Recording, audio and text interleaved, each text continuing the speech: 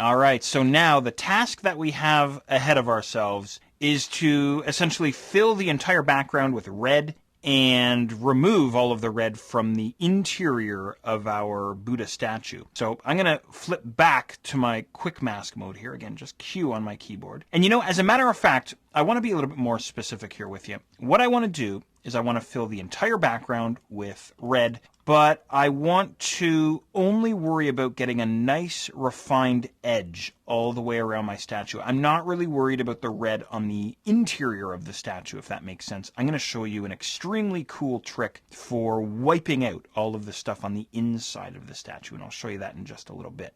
But in the meantime, what I'm going to have to do, and I'll do most of this off camera, by the way, because I don't want to bore you to death. This could take some time. I might be committing myself to probably the better part of an hour to do a really good job on this. Maybe about 45 minutes or so. But essentially what I want to do, and I always just sort of pick a spot on the edge here, is I now want to work around the entire edge, the entire contour of the object, whether it's a Buddha statue or a car or a person or whatever you have here. So in this situation, what I want to do is I now want to paint with red. I want to fill in this background here. So I'm going to have to hit the X key on my keyboard to flip back over to the black in my foreground color there and just paint this in here. But you'll notice that I'm getting a soft edge there. So what I actually want to do is I want to change my brush. I want a hard edged brush instead of this sort of this feathered effect that I'm getting here. So again, from the drop down here at the top, what I'm going to do is drop down this brush dialog and crank up my hardness all the way to 100.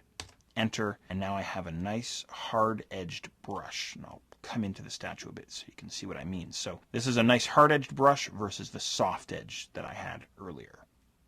Now this is my own personal technique for working using a hard-edged brush. It's entirely up to you. So now that I've come into the statue a bit, I'm going to hit the X key again to flip back to white and then kind of work my way around the edge of the Buddha statue, something like this. So I have a nice crisp edge.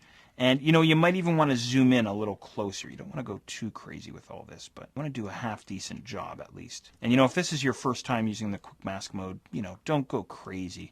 Do the best you can, but, don't spend more than an afternoon. Don't spend more than a couple days on it.